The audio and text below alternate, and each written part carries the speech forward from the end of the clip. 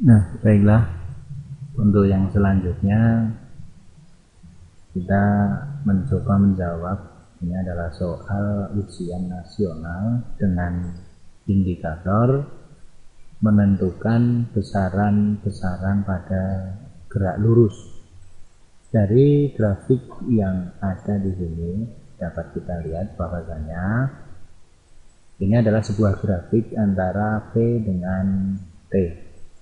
Perhatikan grafik kecepatan terhadap waktu untuk benda yang bergerak lurus berikut.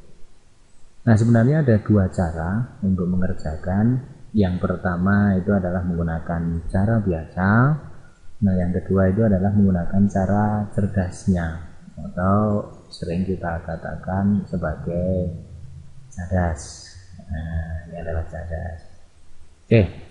Nah mas, kalau untuk cara cerdasnya, kali ini kita hanya menggunakan satu cara saja.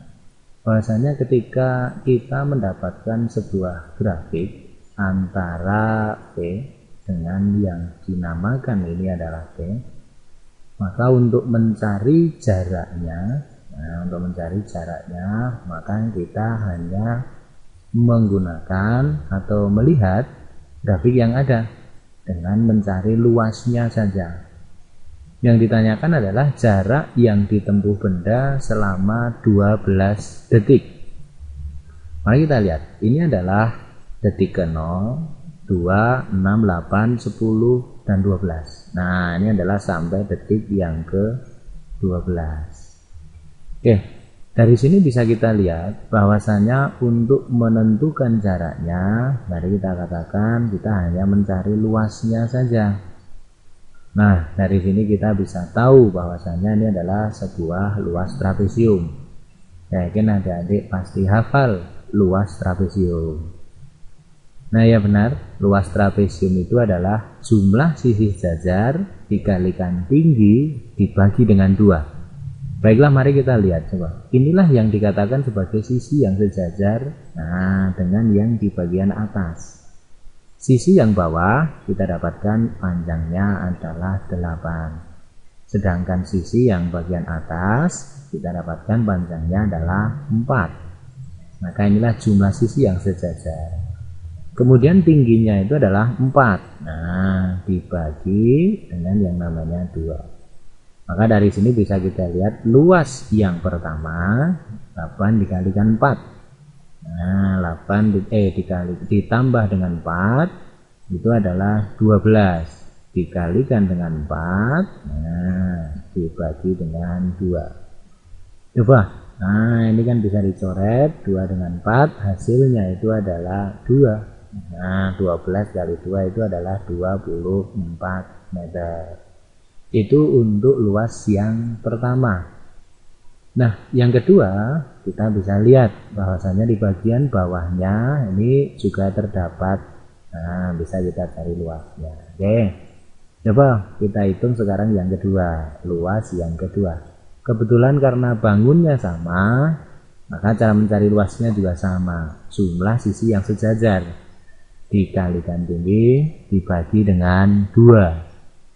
Sisi yang sejajar 8 ke 12. Nah, ini bisa dikatakan nilainya adalah 4 ditambahkan yang bawah. Nah, ini nilainya adalah 2. Dikalikan tingginya 4 dibagi dengan 2. Nah, dari sini kita bisa dapatkan 6 dikalikan dengan 4 dibagi dengan 2. Nah, ini 4 dengan 2 bisa dicoret hasilnya 2.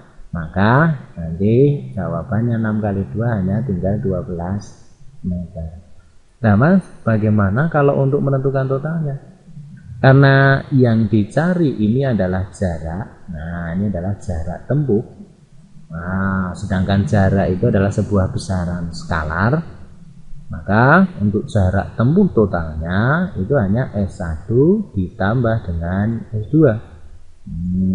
Sehingga ini adalah 24 ditambah dengan 12. Maka hasilnya itu adalah 36 meter. Nah, selesai. Sehingga kita dapatkan jawabannya ini adalah E. Nah, perlu diketahui bahwasanya ini ada sesuatu yang berbeda. Mas, bagaimana kalau misalkan nanti soal ujian nasional yang dicari adalah perpindahan? Coba, yang namanya perpindahan ini adalah sebuah besaran dinamakan dengan besaran vektor. Nah, membedakannya bagaimana? Kalau kita mencari jarak, maka nanti ini hanya dijumlahkan bagian atas dengan bagian bawah. Tetapi kalau kita mencari perpindahan, karena ini adalah besaran vektor, maka untuk mencari perpindahannya itu nanti dikurangi, sehingga nanti S1 dikurangi dengan S2. Maka nanti 24 dikurangi dengan 12. Nah, ini adalah 12. Ini kalau kita nanti mencari yang namanya perpindahan.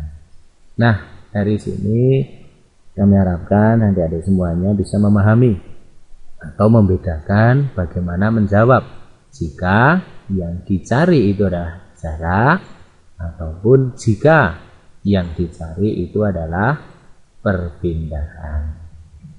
Oke, baiklah, itulah cara menjawab soal mengenai besaran di dalam gerak lurus.